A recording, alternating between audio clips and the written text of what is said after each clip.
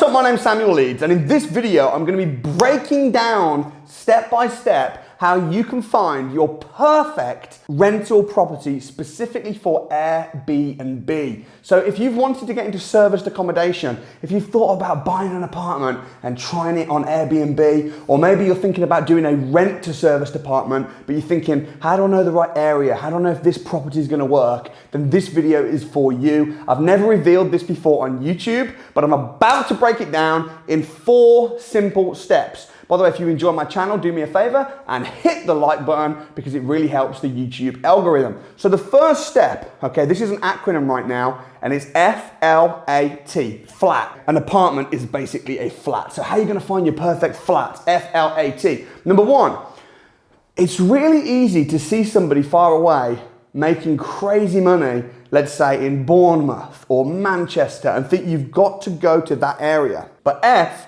is for finding an area that you are familiar with. You want to be investing close to home, where you know the area. So if you're based in Birmingham, start looking at Birmingham to begin with.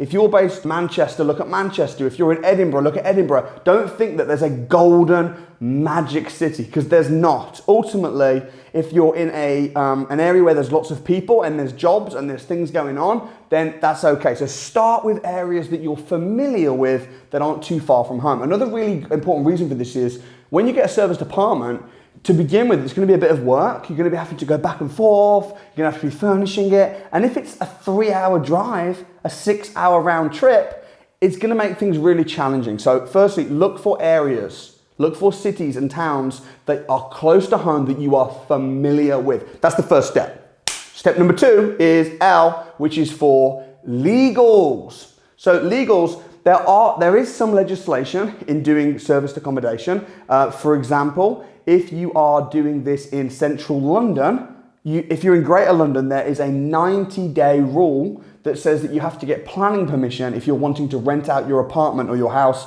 on short stay lets for more than 90 days a year. Now in England, London is currently the only area that has this rule, but there are other legal requirements that you need to look at. For example, if you're buying a property with the intention of renting it out on short stay lets, you need to make sure that your mortgage lender allows you to do that.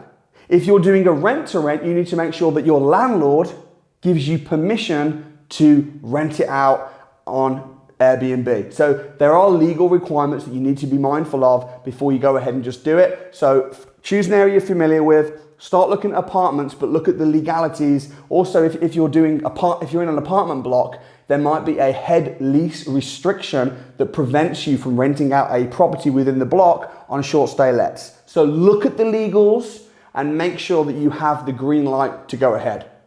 Next, A. A is for access. What do I mean by access? So your guests, when they're coming from Airbnb to check in the property, they're going to need access to the property. And they're going to need access without you being there. If you're having to go and let guests in every time, this is just going to be an absolute nightmare. So you need to put a key safe outside the property.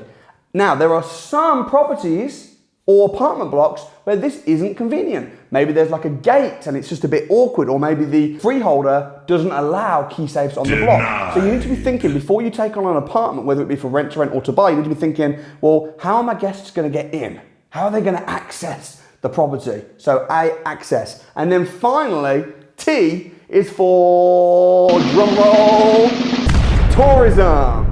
So if you're buying an apartment in an area, you need to be making sure that this area, there are attractions, there are tourists. Now, don't get me wrong, tourists aren't the only type of guests. There are also business professionals, there are contractors, there are relocators, but generally speaking, you're going to get much more bookings if there's tourists and there's things around. How do you know if there's tourists in an area? Let's say your area is Manchester. Type in Google, things to do in Manchester. If there's like O2 arenas and there's museums and there's theatres and there's lots of things around to do, that's a good sign that there's going to be tourists in that area. If you type in things to do in and you type an area and the top thing is there's a park bench that you can sit on, that's probably a bad sign. So you want to make sure that there are tourists, there are people around. Also, before you take on an apartment, do your due diligence. So you can do this by looking at other people's Airbnb adverts, look at their calendar and see how booked up it is. See how much they're charging and how booked up it is. Look at hotels in the area. Go on booking.com and search for rooms in such and such an area, and if it's all fully booked up, that's a really good sign that your property is going to be booked up as well. So tourists, due diligence, market research, really, really, really important. And if you follow these 4 points, if you're in an area that you're familiar with, if you check the legals and all the legal requirements and permissions, if you make sure there's good access, and if there's tourists in the area, then you have, congratulations, found your perfect rental Airbnb apartment. Thanks for watching. I'll see you next time.